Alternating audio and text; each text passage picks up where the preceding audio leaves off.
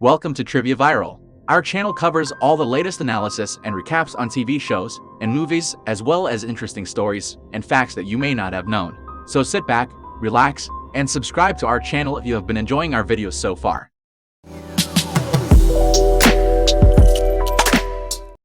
A deaf and mute horror author lost the ability to hear and talk when she contracted bacterial meningitis at 13 years old. This disease caused permanent hearing loss and temporary vocal cord paralysis after an unsuccessful surgery.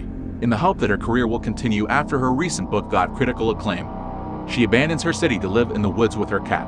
While making dinner, she sees a message from her neighbor asking to come over. Her neighbor friend visits her that evening to return a copy of her book. That day, the fire alarm goes off during the conversation, so the author takes out the bell. She tells her neighbor that the alarm is extremely loud so she can feel the vibrations. Later that evening, the author eats dinner while she is working on her computer. She is having trouble figuring out what is going to happen at the end of her new book. When she is cleaning up the dishes, a masked stalker with a crossbow attacks her neighbor, chases her to the author's house. The neighbor who was badly injured bangs on the door, screaming for the author to help her. So, that woman goes unnoticed by the author. As a result, the stalker stabs the neighbor and causes her to become fatally wounded. When stalkers deduce that the author is deaf, he decides to make her his next victim. He enters her house and stands behind her while she is completely unaware. He nearly gets caught when the author receives a FaceTime call from her sister. The stalker steals the phone off a counter, and her sister notices it. But the author, thinking that it was her cat, brushes it off. She then tries to summon the cat by bringing a food bowl, but it never comes. She leaves the door open for the car to enter. Meanwhile, the stalker uses her phone to take pictures of her and sends them to her. When the author realizes that she is being stalked, she goes to the front door and sees the stalker standing outside. He almost gets in, but she blocks the way in every doorway, so she tries to call the police through her computer, but she is unable to do so because the stalker has cut off the power. She can't connect to her neighbor's Wi-Fi either. She heads to the front door that is locked, and she sees the stalker puncturing the tires of her car so that she is unable to escape. She writes on the glass panel door with her lipstick, "Won't tell. Did not see your face. Boyfriend coming home." In response, the stalker takes off his mask and reveals his face.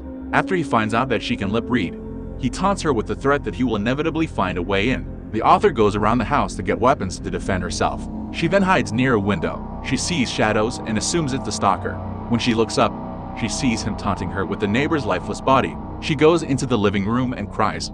Then she remembers that her friend put her phone in her back pocket. The author is using her car keys to activate the alarm in a bid to distract the stalker, so that she can retrieve the neighbor's phone from her pocket. Before he could catch her, she locks herself back in, slamming the window on his fingers. The stalker shows her the friend's phone and leaves it on top of her body to taunt her.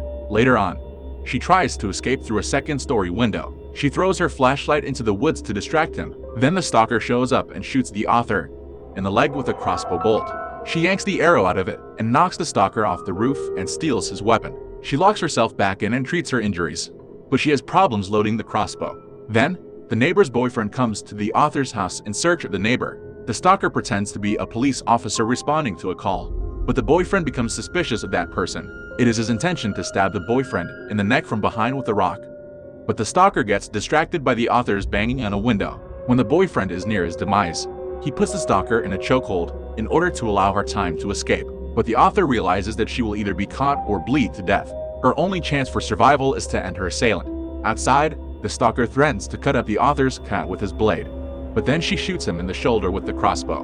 When the author goes back inside, the stalker slams the sliding door on her wrist and crushes her hand underneath his boot. He allows the author to pull her mangled hand inside the house and lock the door. When he threatens to go in, the author marks the door with her own blood and writes, "Do it, coward."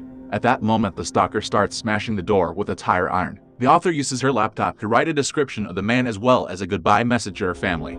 Then she locks herself in her bathroom and arms herself with a blade. When the stalker fails to break through the door, he opts to crash through the bathroom skylight. The author does not notice that he is there until he inadvertently breathes against her neck. The author narrowly avoids his attack and pierces his knee.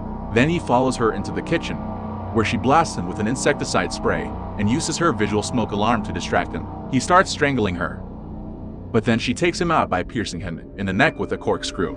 Then the author finds her cell phone in the body of the man and dials 911. As she sits on the steps of her house, while the police are approaching, the author pets her cat and smiles.